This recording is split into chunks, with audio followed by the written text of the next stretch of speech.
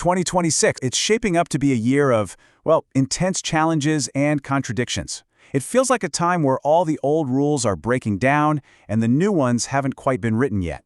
It kind of feels like we're all sailing straight into a perfect storm of change. And that idea of a storm-tossed journey, it actually gives us a great guide for thinking about the year. Odysseus, the hero from Homer's Odyssey. The classicist Daniel Mendelssohn has this great line where he calls him the perfect hero for our storm-tossed times. And it makes so much sense, right? His whole story is this epic, brutal journey home, facing down monsters, and just total uncertainty. It's a really powerful metaphor for where the world is headed in 2026, a path that's going to be defined by some really tough choices and, some huge consequences. So what are the monsters we're going to face on our own Odyssey? So what exactly are these storms brewing on the horizon? Well, in this explainer, we're going to navigate through three of the biggest ones. First up, a real crisis in democracy. Then we'll look at the double-edged sword of technology. And finally, we'll dive into a massive shift in the global economic order. All right, let's get into it. Okay, first up, the state of democracy. We're talking about these deep, partisan divides that are testing democratic systems to their absolute limits. You can see it all across the West. This battle is just raging between populist nationalism and the political establishment. And in 2026, it feels like it's hitting a real fever pitch. And you really don't have to look any further than the United States to see this in action. In July, the country is set to mark its 250th birthday, its semi-quincentennial. Now, you'd think this would be a moment of unity, right? But instead, the celebration itself has become a symbol, a perfect snapshot of just how politically fractured the nation really is. And this slide just lays out that split so perfectly. I mean, look at this. On one side, you've got the official America 250 Commission. This was created by Congress, and the whole idea was to be bipartisan. On the other side, President Trump's Task Force 250, created by executive order to push a very, very specific version of American history. You've got two commissions, two totally different stories for one birthday. It's pretty tough. And look, this isn't just about throwing a party. It goes way deeper. As George Orwell famously wrote, "Whoever controls the past controls the future."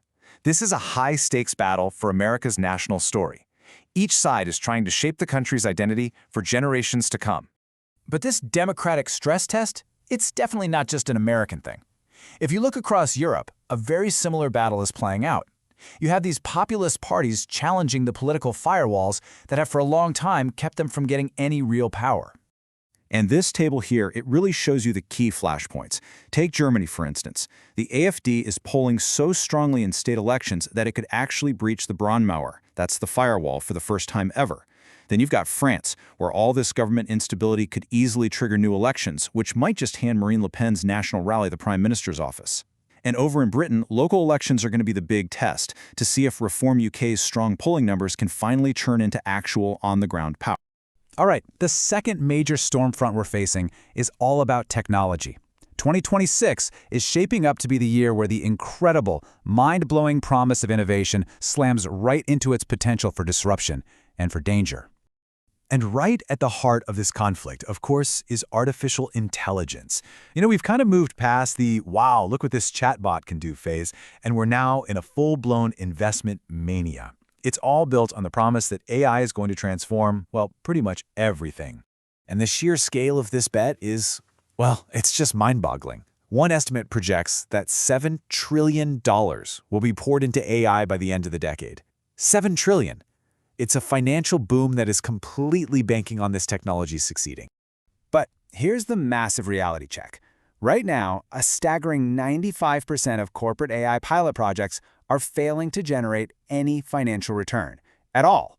There is this huge yawning gap between all the hype and the actual profitable use of AI by real businesses. So this gap, it creates enormous risks. I mean, what if investors lose faith? That could trigger a market correction that wipes out trillions. But what if it goes the other way and adoption does speed up, especially with these new autonomous AI agents that are basically designed to be drop-in replacements for human workers? Well, that could spark a huge social backlash against AI as a job-stealing menace, especially for new grads just trying to enter the workforce. And this tension between technology's promise and its peril, it isn't just happening down here on Earth. In 2026, the final frontier is quickly becoming the next battlefield as military competition in space heats up dramatically. We're basically watching a new arms race kick off, step by dangerous step. The US is pushing for a Golden Dome missile shield. Russia is reportedly testing a space-based nuclear weapon designed to wipe out entire satellite networks. And at the same time, countries like Britain and France are openly developing their own offensive counter-space capabilities. I mean, decades of norms that kept space peaceful, they're just eroding right before our eyes. Okay, our third storm is economic.